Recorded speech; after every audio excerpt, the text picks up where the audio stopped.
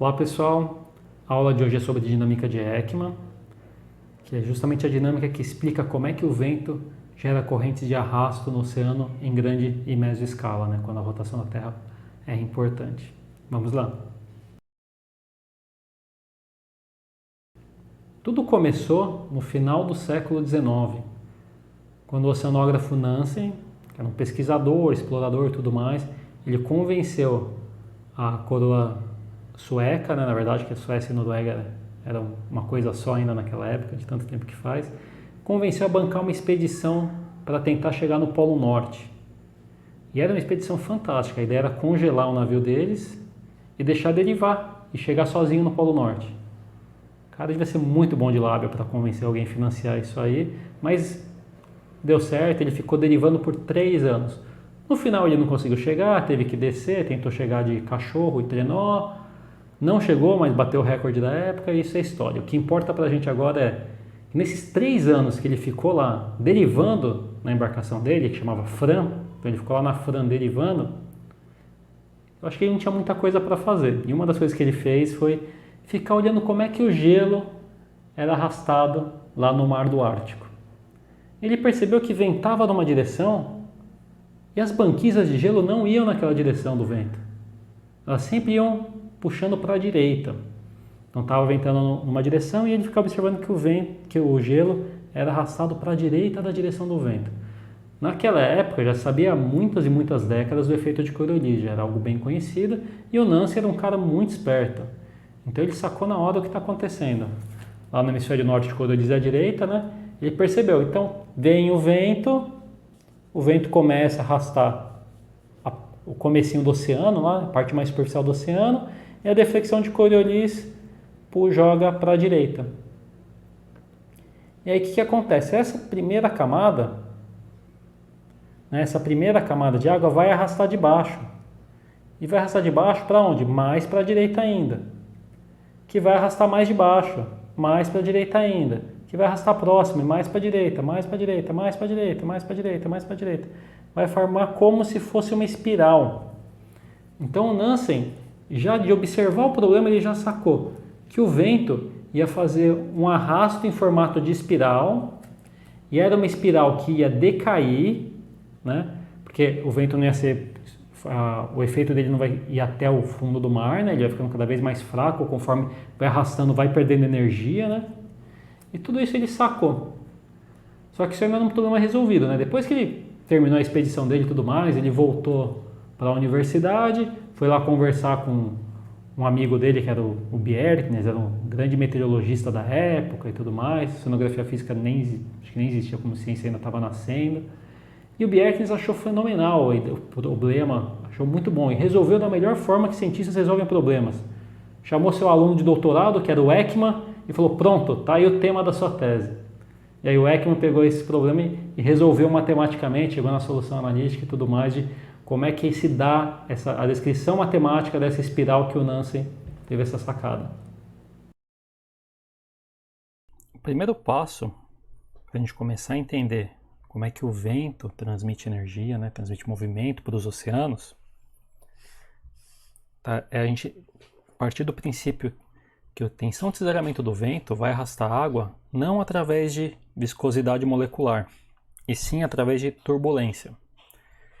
Então, o que a gente tem que fazer no primeiro momento é lembrar que a gente tem um coeficiente de viscosidade molecular cinemático, né?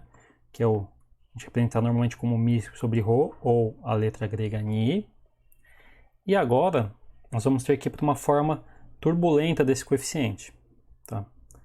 A gente vai chamar ele de A, um coeficiente A, só que ele vai ser diferente na horizontal e na vertical. Aqui nessa questão do vento, ele é importante a parte vertical, então a gente vai ficar com o AV apenas. Tá? Ele vai ter a mesma unidade do que teria o Ni, né? É metro quadrado por segundo, é um coeficiente, tá? Não tem muito significado, ele faz só o acoplamento entre as variáveis da equação. Mas ele vai ter um valor, ele vai ser ordens de grandeza maior que o molecular, que ele é devido à turbulência muito mais eficiente, né? A forma que a turbulência remove energia, ou transfere energia, por assim dizer, é muito mais eficiente do que através da viscosidade molecular. Então são mecanismos físicos totalmente diferentes, mas que por ter um comportamento similar, a gente pode usar a mesma fórmula matemática. E aí é com esse coeficiente que a gente vai colocar no número de Ekman. Tá? Então a gente vai estar numa situação em que o número de Ekman, o vertical no caso, né, que seria o que? O coeficiente de viscosidade, que no caso vai ser agora o nosso AV, dividido pelo parâmetro de Coriolis, no caso é o módulo, mas eu nem vou entrar nesse detalhe aqui, né? Vezes alguma espessura H, a escala de grandeza vertical ao quadrado. E esse número de Ekman ele vai ter que ser da ordem de grandeza 1, né? Vai ser da ordem de grandeza 1. Isso significa, ele não precisa ser exatamente 1, ele pode ser 1,2, ele pode ser 0,7, alguma coisa assim, não tem problema. Importante ele ser dessa ordem de grandeza. Ou seja, agora a componente da viscosidade, né, das forças viscosas vertical vai ser próxima ao efeito da força de Coriolis. Então o que isso vai significar? Que o nosso escala vertical, né, o H, ele vai ser proporcional ao raiz do coeficiente de viscosidade turbulenta AV dividido pelo parâmetro de Coriolis. Tá? Isso aqui na verdade é pelo módulo do parâmetro de Coriolis, né? Vou colocar agora o módulo aqui porque na raiz o sinal vai ser importante. E aí, que valor isso significa, né? O que a gente tem? O AV ele não é sempre igual, ele varia, ele tem uma grande gama de variação, mas em geral é alguma coisa entre 1 e 10 a menos 2. Tá? E isso vai resultar o quê? Numa escala vertical, então, em que a viscosidade vai ser importante, na ordem de algumas dezenas de metros, podendo ser 10 metros ou até, no caso mais extremo, perto de 100 metros, mas não além disso, né? Então, através dos parâmetros que a gente já conhece, né, e de medidas em campo e tudo mais, a gente sabe que essa escala vertical, em que a viscosidade é importante, é, em geral, na ordem de dezenas de metros. E aí, a nossa equação do movimento vai ficar diferente, né? Nós vamos continuar tendo aqui o termo de Coriolis, ele vai ser muito importante. A gente ainda vai ter o termo do gradiente de pressão, também vai ser importante, né? Que é a aceleração por conta do gradiente de pressão na direção x, ali a aceleração de Coriolis na direção x, e agora o que nós vamos ter aqui também é a viscosidade vertical, né? Lembrando que essa equação é para a direção x, nós vamos ter uma equação parecida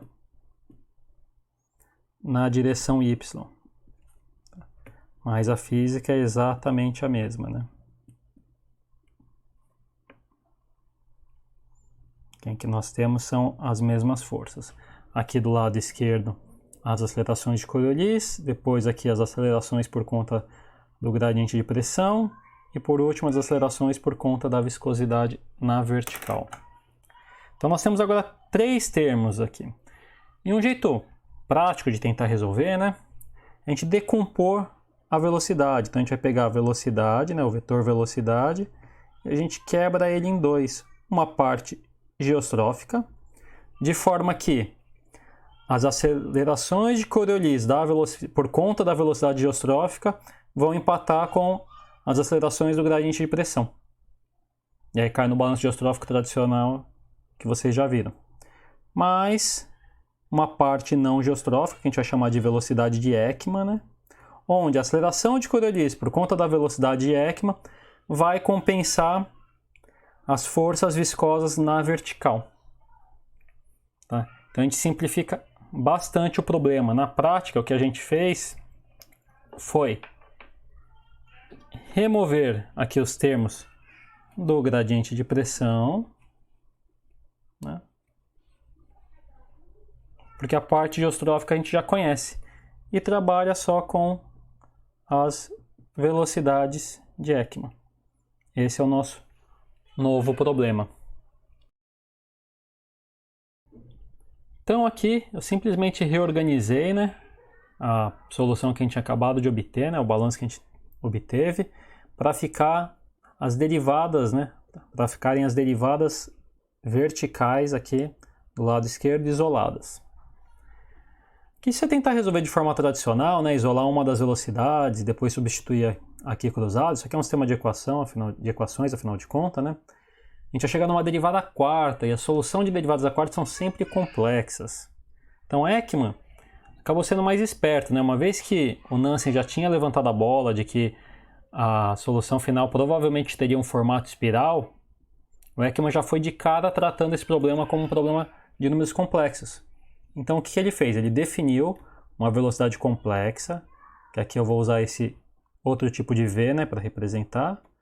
E essa velocidade complexa ela tinha como componente real o U e como componente imaginário o V. Tá? Esse era um jeito interessante de resolver, né? A gente fica com uma aparência de coordenadas, né, mas não são coordenadas reais, né? A gente está trabalhando com números complexos, com real e imaginário. E aí, uma vez que ele definiu essa velocidade, ele pegou essa segunda equação, multiplica pelo número imaginário i, e aí o que a gente tem? A gente vai ter a segunda derivada de UE mais IVE. UE mais IVE é justamente essa velocidade de Ekman, essa velocidade complexa. Então aqui vai ficar a segunda derivada da velocidade complexa na vertical. E do outro lado, o que vai ser? Quem vai ficar com I é o U e não o V. Então, na prática, aconteceu aqui, esse VE foi multiplicado, né, por um I. Se multiplicar aqui por I, vai ficar IUE menos VE, porque I ao quadrado é menos 1. Então, cai exatamente nesse formato aqui. Então, aqui que nós vamos ter vai ser I F sobre AV, a velocidade complexa aqui, VE. Tá? E aí ficou um problema muito mais simples. Em vez de a gente ter que resolver um problema de quarta ordem, né, uma derivada quarta, essa equação fica simplificada com simplesmente uma segunda derivada. Né? É bem mais simples. Uma vez que a gente agora está em número complexo e o F pode ser positivo ou negativo, dependendo do hemisfério, é interessante a gente trabalhar com ele de uma forma diferente. A gente vai colocar um módulo e vamos usar uma função sinal, tá? Uma função S sinal.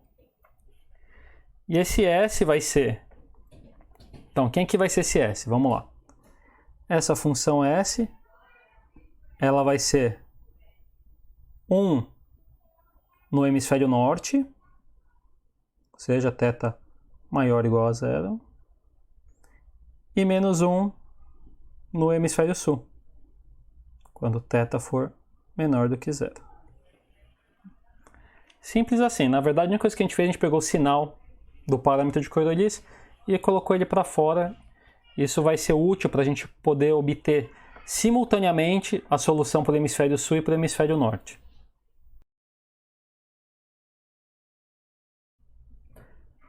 Uma vez que nós temos uma equação diferencial, nós vamos precisar de condições de contorno. Tá? Na superfície, né, então, em Z igual a 0, nós vamos precisar ter alguma forma de acoplar com o vento. E como é que vai ser o vento? Né?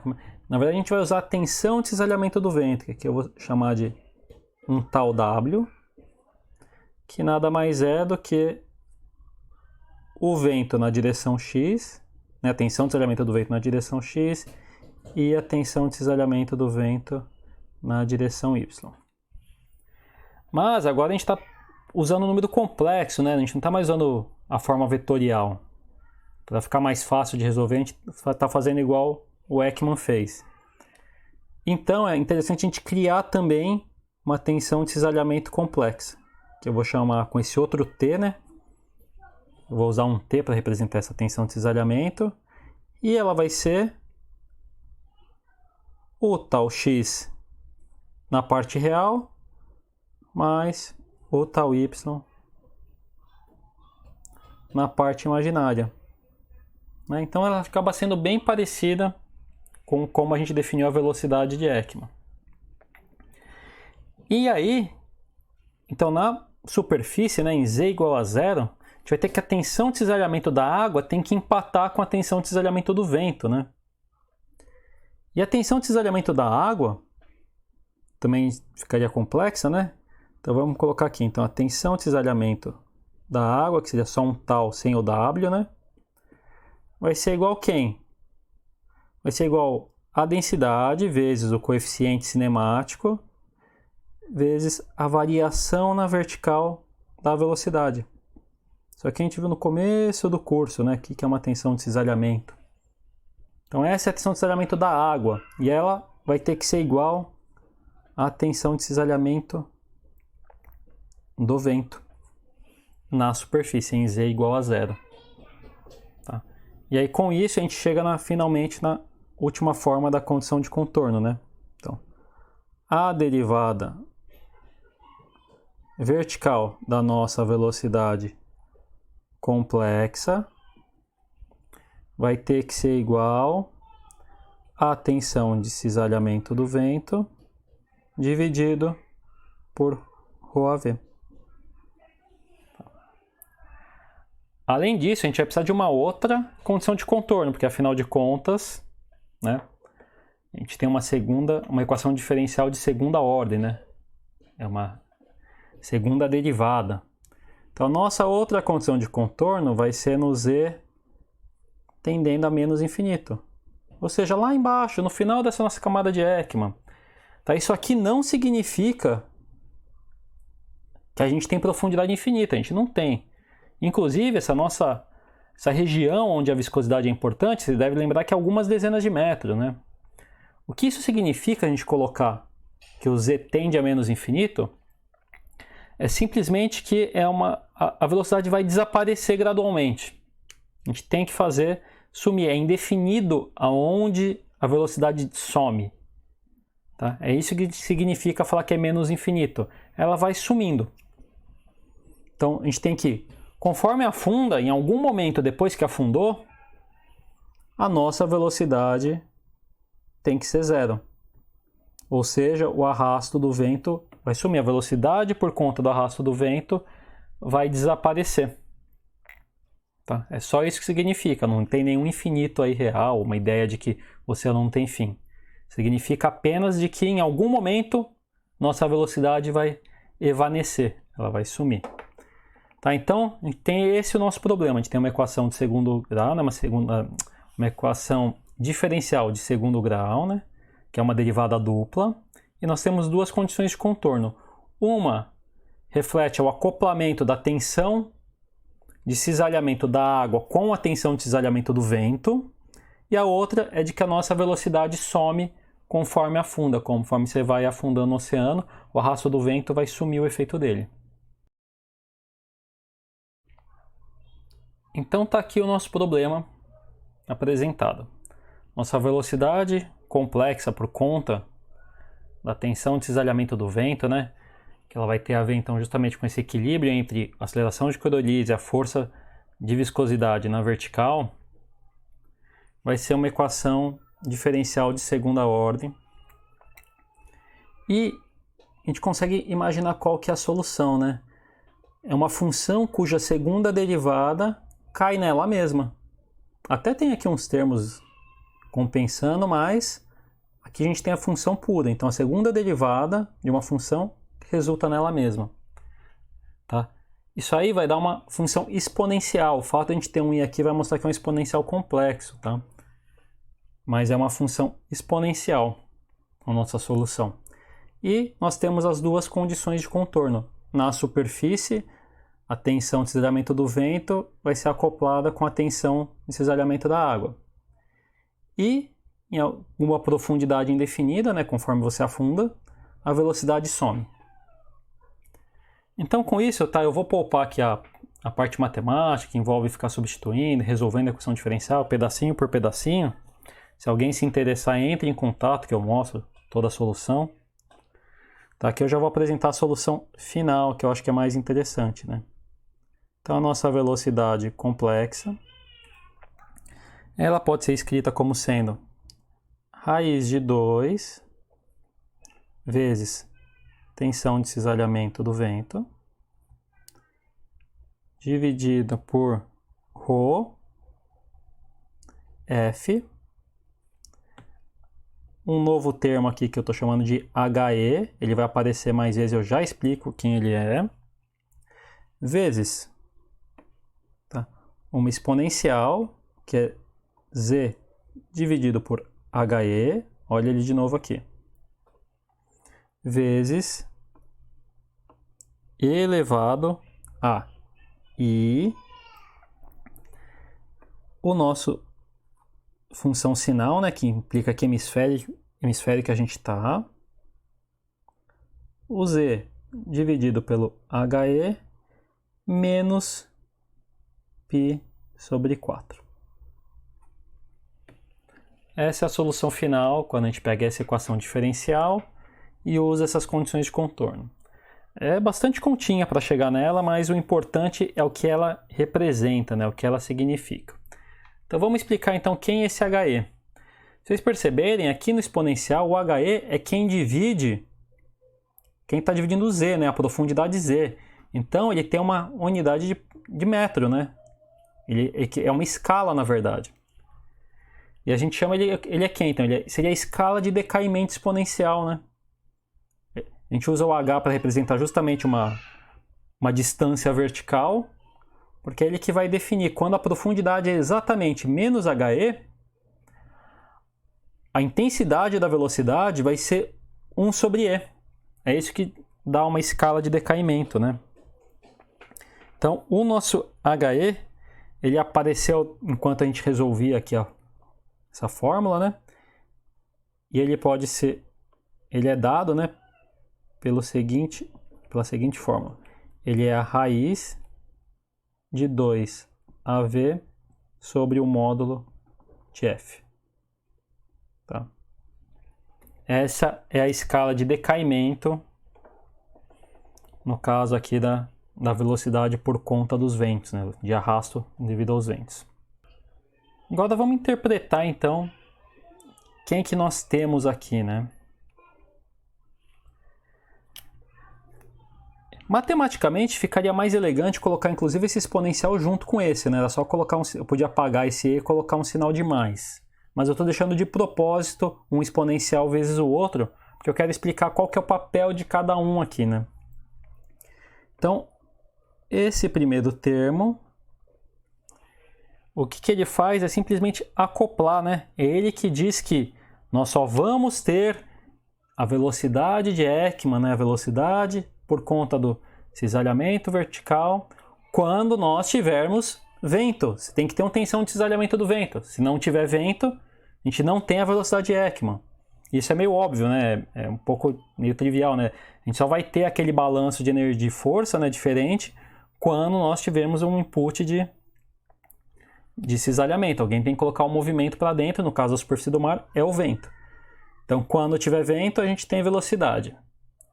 O raiz de 2, o ρ, o f, o HE, o papel deles aqui é justamente acoplar, né? Porque tensão de cisalhamento tensão de cisalhamento é unidade de pressão, velocidade tem unidade de metro por segundo. Como é que você faz a conversão de um termo para o outro, né?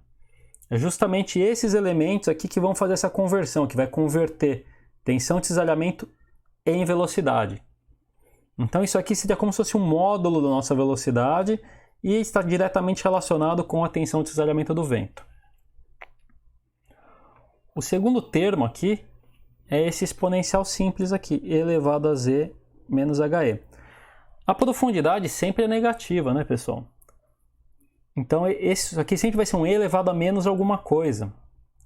E quanto maior for a profundidade, né, na verdade, quanto for mais negativa for a profundidade, a gente vai afundando mais, maior vai ser esse expoente de forma negativa. E a gente sabe que com o exponencial, conforme vai ficando menos algum número muito grande, ele vai sumindo. Então esse é o termo evanescente, é ele que vai fazer a velocidade, que representa que a velocidade some conforme afunda. Quanto mais fundo você vai, menor é a sua velocidade. É esse termo que representa isso. E o último termo é o que nós temos aqui, a exponencial complexa, né? Um E elevado a I alguma coisa. Esse alguma coisa vai ser um ângulo, pessoal. Tá? Esse SZ sobre HE menos π sobre 4, ele se comporta como um ângulo. Um exponencial complexo é quem vai fazer dar volta, né? Vai fazer girar. Conforme afunda, esse ângulo vai mudando e nós vamos ter que a velocidade vai mudando de direção. A partir de quem? Comparação com quem? Comparação com o número complexo que você estiver multiplicando esse e elevado a um ângulo, que é o próprio velocidade do vento, né? Desculpa, a tensão de deslizamento do vento. Então, isso aqui vai implicar em qual que vai ser a rotação a cada profundidade, qual que vai ser a rotação em comparação à tensão de deslizamento do vento. Esse termo que vai dar essa rotação. A combinação do evanescente com a rotação vai resultar justamente numa espiral. Uma espiral que vai sumindo, que vai diminuindo o raio.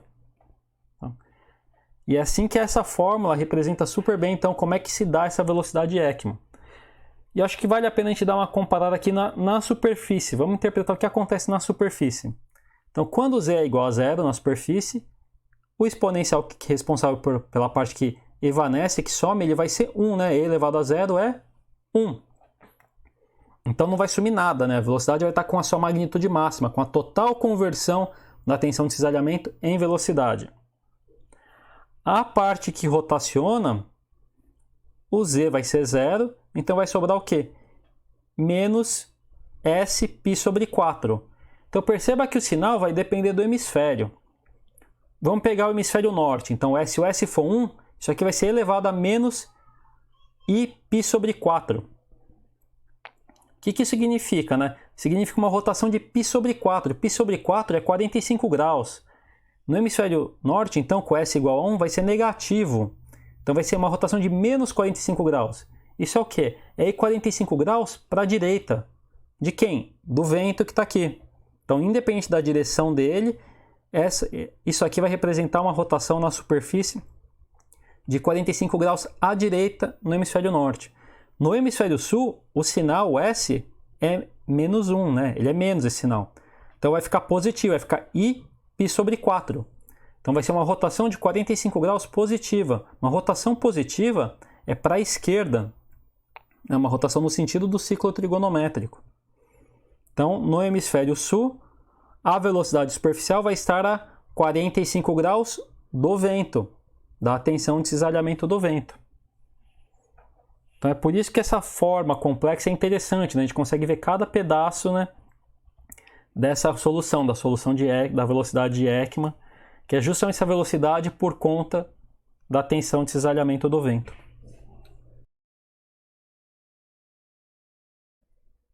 Vocês podem observar a variação da velocidade de Ekman com a profundidade para o hemisfério sul, onde ela está à esquerda do vento.